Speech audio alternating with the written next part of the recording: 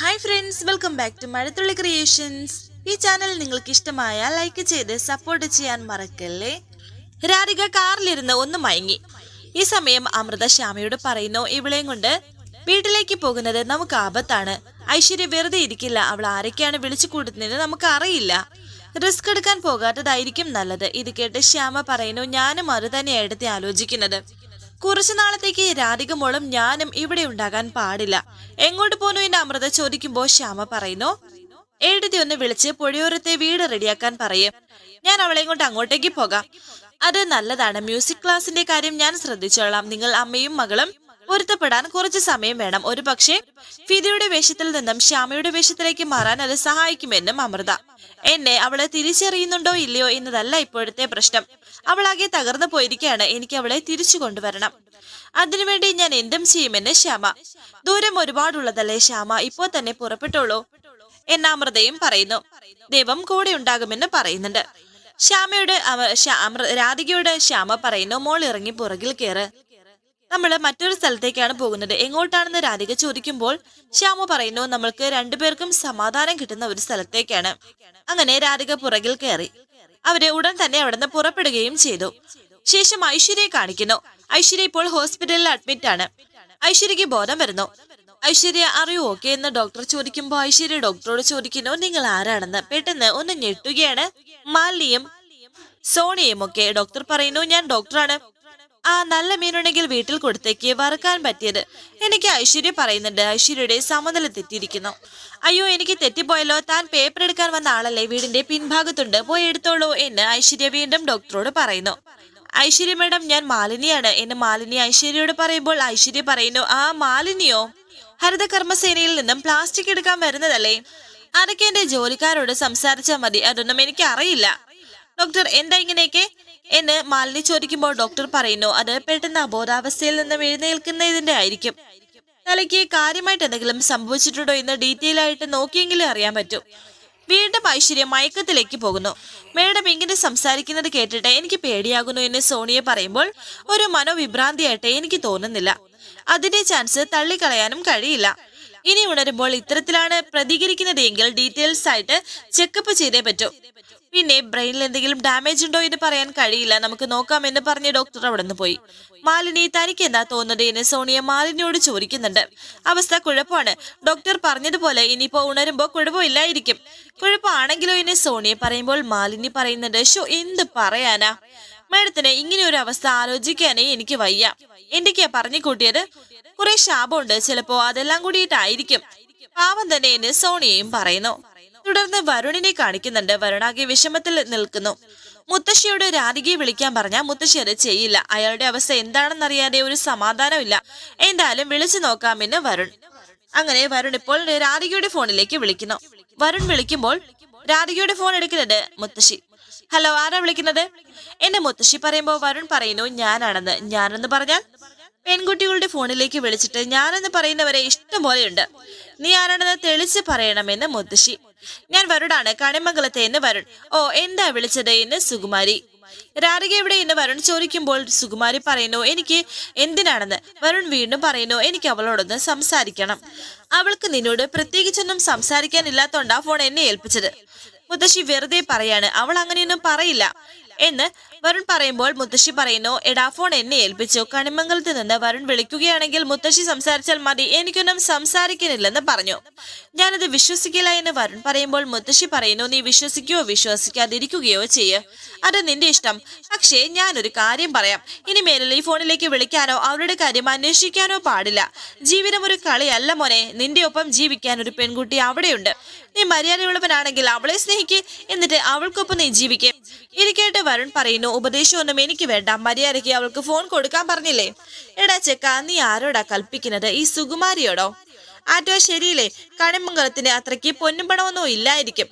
പക്ഷേ ചങ്കൂരത്തിന് സുകുമാരിക്കൊരു കുറവുമില്ല. നേരെ ചെവിയല്ല പെൺകുട്ടികളോട് പെരുമാറുന്നത് എങ്കിൽ നീ പറഞ്ഞ രാധികയുണ്ടല്ലോ, അവളെയും കൊണ്ട് ഞാൻ പോലീസ് സ്റ്റേഷനിലേക്ക് പോകും. എന്നിട്ട് അവളെയും കൊണ്ട് ഒരു പരാതി കൊടുപ്പിക്കും. ഈ കാലത്ത് പെൺപിള്ളേരൊരു പരാതി കൊടുത്താലേ അത് പോലീസുകാർ എങ്ങനെയാ കൈകാര്യം ചെയ്യുന്നതെന്ന് അറിയാലോ. എടാ, വെറുതെ നാണം കെടാതെ സ്വന്തം തടി നോക്ക്, അതാ നിനക്ക് നല്ലത്. വരുൺ പറയുന്നു, മുത്തശ്ശി നിങ്ങൾ എന്തിനാണ് ശ്രമിക്കുന്നത് എന്ന് എനിക്ക് നന്നായിട്ടറിയാം. പക്ഷേ നിങ്ങൾ തടഞ്ഞു നിർത്തിയത് കൊണ്ട് രാധികയെ എന്നിൽ നിന്ന് മടർത്തിയെടുക്കാൻ സാധിക്കില്ല. ഈ ഒരു ഫോൺ ചിലപ്പോൾ നിങ്ങൾക്ക് പിടിച്ചു വെക്കാൻ സാധിക്കും, പക്ഷേ ഇത് മാത്രമല്ല വരുണിന്റെ മുന്നിലുള്ള മാർഗം. അത് ഞാൻ നിങ്ങൾക്ക് ബോധ്യപ്പെടുത്തി തരാം എന്ന് പറഞ്ഞ് വരുൺ ഫോൺ വെച്ചു. പിന്നെ അവൻ അടുത്ത മാർഗം കൊണ്ട് ഇറങ്ങാൻ നിൽക്കാണ്. അതിന് നീ ഇനി അവളെ കണ്ടിട്ട് വേണ്ടേ, നീ എന്നല്ല ആരും കാണില്ല. നിങ്ങൾ തമ്മിലുള്ള സ്നേഹം ദേ ഇവിടെ തീർന്നു. ഇനി അതിലൊരു കുരുപ്പുണ്ടായാൽ പോലും അതിൽ കയ്യോടെ കരച്ചു കളയാനും ഈ സുകുമാരിക്കറിയാം. കേട്ടിടാ മോനെ എന്നൊക്കെ ഒറ്റയ്ക്ക് പറയുകയാണ് സുകുമാരി. ശേഷം കാണിക്കുന്നത് രാധികയും ശ്യാമയും കൂടി മറ്റൊരു വീട്ടിലേക്ക് പോയിക്കൊണ്ടിരിക്കുകയാണ്. രാധിക ശ്യാമയുടെ തോളിൽ ചാരി കിടക്കുമ്പോൾ വരുണിനെ കുറിച്ചാണ് ഓർക്കുന്നത്. ആ കാര്യം ഓർത്ത് കരയുകയാണ് രാധിക. പിന്നെ ആ ശാപവാക്കുകളെ കുറിച്ചും ഓർക്കുന്നു. പിന്നെ അച്ഛൻ പറഞ്ഞ വാക്കുകളും ഓർക്കുകയാണ് രാധിക. എല്ലാം കൂടി ഓർത്തിട്ട് സഹിക്കാൻ കഴിയുന്നില്ല രാധികയ്ക്ക്. രാധിക ശ്യാമയോട് പറയുന്നു, മേഡം വേറെ ആരെന്നെ തള്ളി പറഞ്ഞാലും എന്റെ അച്ഛൻ എന്നോടത് പറയൂന്ന് ഞാൻ വിചാരിച്ചില്ല. എന്റെ മനസ്സിൽ ഞാൻ കെട്ടിപ്പോക്കിയ സ്നേഹത്തിന്റെ കണക്ക് ഇത്രയുണ്ടായിരുന്നുള്ള മേഡം. മനസ്സറിയാത്ത കാര്യങ്ങൾക്ക് മാത്രം ശിക്ഷിക്കപ്പെടാൻ ഞാൻ എന്ത് പാവാ ചെയ്തത്. എല്ലാത്തിനും ഒരു ഉത്തരമേ ഉള്ളൂ, എന്റെ ജന്മം ശരിയല്ല. എന്നെ എന്തിനാണ് ആ അമ്മ ബാക്കി വെച്ചത്? വേണ്ട എന്ന് തോന്നിയപ്പോൾ ആ നിമിഷം എന്നെ കൊന്നാ മതിയായിരുന്നല്ലോ. ഇത് കേട്ട് ശ്യാമയും സങ്കടപ്പെടുന്നു. ഇങ്ങനെ ആരെങ്കിലും എടുത്ത് വളർത്തുന്ന രീതിയിൽ കൊണ്ടിടണമായിരുന്നോ? ശ്യാമ പറയുന്നു, മോളെ ആ അമ്മയുടെ അവസ്ഥ നമുക്ക് അറിയില്ലല്ലോ, ശാപിക്കരുത്. അച്ഛനോടും അമ്മയോടും ഒരിക്കലും മോൾക്ക് ഒരു വെറുപ്പം തോന്നരുത് മനസ്സിൽ. അവർക്ക് മോളെ വലിയ ഇഷ്ടമാണ്. ഇപ്പോ അവര് നിൽക്കുന്നത് ഒരു പ്രത്യേക സാഹചര്യത്തിന്റെ നടുവിലാണ്. അതുകൊണ്ട് പറഞ്ഞതായിരിക്കും. ഒരു ദിവസം തികച്ച് മോളെ കാണാതിരിക്കാനൊന്നും അവർക്ക് കഴിയില്ല, അത് എനിക്ക് ഉറപ്പുണ്ട്. എന്നാലും ഇറങ്ങിപ്പോകാൻ പറഞ്ഞത് എന്തിനാ? മിണ്ടണ്ട, മുഖത്ത് നോക്കണ്ട, അവിടെ ഏതെങ്കിലും ഒരു മൂലയിൽ പോയി ഇരിക്കാൻ പറഞ്ഞാൽ മതിയായിരുന്നല്ലോ. എനിക്ക് അച്ഛനെ കാണാറുന്നല്ലോ, അച്ഛന്റെ ശബ്ദം കേൾക്കാറുന്നല്ലോ എന്നൊക്കെ കരഞ്ഞുകൊണ്ട് രാധിക പറയുമ്പോൾ വീണ്ടും ശ്യാമ രാധികയെ ചേർത്ത് പിടിക്കുന്നു. ഓരോ വാക്ക് പറയുമ്പോഴും ഒരു കടലിന്റെ ആഴമുണ്ട് മോളുടെ സങ്കടത്തിന്. ഇപ്പോ മോള് വേറൊന്നും ആലോചിക്കണ്ട, ഞാനുണ്ട് മോളുടെ കൂടെ. നമ്മള് ദൂരെ ഒരു സ്ഥലത്തേക്ക് പോവാണ്, ഈ സങ്കടങ്ങളൊന്നും ഇല്ലാത്ത ദൂരെ ഒരു സ്ഥലത്തേക്ക്. അവിടെ നമ്മൾ മാത്രമേ ഉണ്ടാകൂ. മോളുടെ മനസ്സൊന്ന് തണുക്കട്ടെ, എന്നിട്ട് പിന്നീട് നമുക്ക് ആലോചിക്കാൻ ബാക്കി. ശേഷം കണിമംഗലം കാണിക്കുന്നു. അച്ഛനിപ്പോഴും സങ്കടത്തോടെ ഇരിക്കുമ്പോൾ അച്ഛൻ ഒരു ചായയുമായിട്ട് വരികയാണ് യശോദ. സംഭാരമായിട്ടാണ് വന്നത്. ദേവേട്ട ആ സംഭാരം ഇതെങ്കിലും കുറച്ച് കുടിക്കാനായി യശോദ പറഞ്ഞു. എന്നാൽ എനിക്ക് വേണ്ട എന്ന് തിരുമേനി. ഭക്ഷണം കഴിച്ചിട്ടില്ല, ഒരു തുള്ളി വെള്ളം പോലും കുടിച്ചിട്ടില്ല, എന്തൊരു ഇരിപ്പായത് എന്നെ യശോദ. ഇപ്പോ എന്റെ കഴിച്ചാലും തൊണ്ടയിൽ നിന്ന് ഇറങ്ങില്ല യശോദേ. എത്ര നേരമെന്ന് വെച്ചാ ഇങ്ങനെ ഇരിക്കുന്നത് എന്ന് യശോദ ചോദിക്കുന്നു. അവിടേക്ക് സുകുമാരി വന്നു. ദേവാ, നിനക്കൊരു പിഴവ് പറ്റിയതാ. അർഹതയില്ലാത്തവളെ കൊഞ്ചിച്ചു വളർത്തി. എന്തെങ്കിലും അവസരം കിട്ടിയാൽ അവൾ തനി സ്വഭാവം കാണിക്കുമെന്ന് പറഞ്ഞിട്ടും നീ വിശ്വസിച്ചില്ല. അതിനുള്ള ശിക്ഷയാണ് കിട്ടിയത്. ഇത് കേട്ട് അച്ഛൻ പറയുന്നു, ദേവനാരായണൻ തിരുമേനി പറയുന്നു, ഞാൻ ചെയ്തത് തെറ്റാണെന്ന് അമ്മയ്ക്ക് ധാരണയുണ്ടല്ലോ. തെറ്റിനെ ശിക്ഷ വേണമെന്നും അമ്മയ്ക്ക് അറിയാലോ. അപ്പൊ പിന്നെ ഈ ശിക്ഷ അനുഭവിച്ച് ഞാൻ ഇവിടെ ഇരുന്നോട്ടെ, അമ്മ അകത്തേക്ക് പോയിക്കോളൂ. നീ ഇങ്ങനെ ഇരിക്കുന്നത് കണ്ടാ ഞാനെങ്ങനെയാ സമാധാനത്തോടെ അകത്തേക്ക് പോകുന്നത് എന്ന് സുകുമാരി. അമ്മ ദയവ് ചെയ്തുകൊണ്ട് അകത്തേക്ക് പോകാമോ? ഈ അവസ്ഥയിൽ ഞാൻ എന്താ പറയാ, എന്താ ചെയ്യാന്ന് പോലും എനിക്ക് അറിയില്ല. അമ്മ അകത്തേക്ക് പോയേ എന്ന് ദേഷ്യത്തോടെ പറയുമ്പോൾ സുകുമാരി അകത്തേക്ക് പോകുന്നു. അവൾക്ക് അപകടമൊന്നും ഇല്ലല്ലോ ദേവേട്ട. പെട്ടെന്ന് തോന്നിയ വിഷമത്തിൽ അവൾ ഇവിടുന്ന് പോയെന്നല്ലേ ഉള്ളൂ. അവൾക്ക് രക്ഷകയായിട്ട് ഫിദാമേട ഉണ്ടല്ലോ, അവൾ ഇവിടേക്ക് തന്നെ വരും, അവൾ എങ്ങും പോവില്ല എന്നൊക്കെ യശോദ പറയുമ്പോൾ അച്ഛൻ വിഷമത്തോടെ തിരുമേനി പറയുന്നു, എന്തിനാ അവൾ ഓടിപ്പോയത്? ഞാനൊന്ന് വഴക്ക് പറഞ്ഞതിനോ? അത്രയല്ലേ ഉള്ളൂ യശോദേ. എനിക്കൊന്ന് വഴക്ക് പറയാനുള്ള സ്വാതന്ത്ര്യം ഇല്ലേ? തെറ്റി കാണിച്ചാൽ ഞാനല്ലേ വഴക്ക് പറയേണ്ടത്? കണ്ണീരോടെയാണ് അദ്ദേഹം അത് പറയുന്നത്. ശരിയാണ്, ആ സമയത്ത് വായിക്കൊള്ളാത്തതെല്ലാം ഞാൻ വിളിച്ചു പറഞ്ഞു. എന്നാലും അവൾക്ക് ആലോചിക്കാലോ, അച്ഛനല്ലേ എന്ന് വരെ സ്നേഹിക്കുന്നതിൽ ഒരു കുറവും കാണിക്കാത്ത ആളല്ലേ. അത്രയ്ക്ക് വേദന തോന്നിയോണ്ടല്ലേ അങ്ങനെ പറഞ്ഞത്.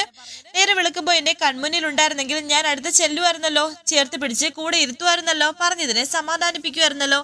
അങ്ങനെയല്ലേ യശോദേ ഞാൻ അവളെ വളർത്തിയത്? ഞാൻ എന്റെ രാധികമോളെ കൊണ്ട് നടക്കുമ്പോ ആർക്കും അസൂയ തോന്നാത്തത് ഞാൻ പറഞ്ഞിട്ടില്ലേ? പ്രിയങ്ക പറഞ്ഞിട്ടില്ലേ? അമ്മ പറഞ്ഞിട്ടില്ലേ? ഈ നാട്ടുകാര് മുഴുവനും പറഞ്ഞിട്ടില്ലേ? അന്ന് ദേവനാരായണൻ ഭാഗ്യം ചെയ്ത അച്ഛനായിരുന്നു, പക്ഷേ ശാപം കിട്ടിയനാണിപ്പോ. എന്നാലും എന്റെ മോള് മനസ്സിലാക്കിയില്ലല്ലോ എന്നൊക്കെ സങ്കടത്തോടെ പറയുന്നു. ദരിദ്രനായ ദേവനാരായണന് മനസ്സ് നിറഞ്ഞ് സന്തോഷിക്കാൻ എന്തെങ്കിലും വേണമെന്ന് പറഞ്ഞപ്പോൾ ദൈവം എനിക്ക് എടുത്തു വെച്ച് തന്നതാണ് അവളെ. ഇവളുടെ സ്നേഹം അനുഭവിച്ചു എന്ന് പറഞ്ഞു. അവസാനം അതും ഇപ്പോ എവിടെയായാലും എന്റെ മോള് സുഖമായിട്ടിരിക്കും, കൂടെ തന്നെ ഉണ്ടാകണ ഈശ്വര എന്നൊക്കെ മോൾക്ക് വേണ്ടി പ്രാർത്ഥിക്കുകയാണ് തിരുമേനി. ഇതെല്ലാം കേട്ട് സങ്കടത്തോടെ തന്നെ നിൽക്കുകയാണ് യശോദയും. എന്നാൽ മുത്തശ്ശി രാധികയെ തള്ളി പുറത്തേക്കിട്ടിട്ട് ഗ്രില്ലടച്ച കാര്യവും ഇറങ്ങി പോകാൻ പറഞ്ഞ കാര്യവും ഒന്നും അച്ഛനും അമ്മയും യശോദയും തിരുമേനിയും ഇതുവരെ അറിഞ്ഞിട്ടില്ല. എന്തായാലും ശ്യാമയ്ക്കൊപ്പം രാധിക സുരക്ഷിതയാണ്. വരാനിരിക്കുന്ന പുതുപുത്തൻ എപ്പിസോഡുമായി വീണ്ടും കാണാം. Thank you for watching. Please subscribe, like, share my channel.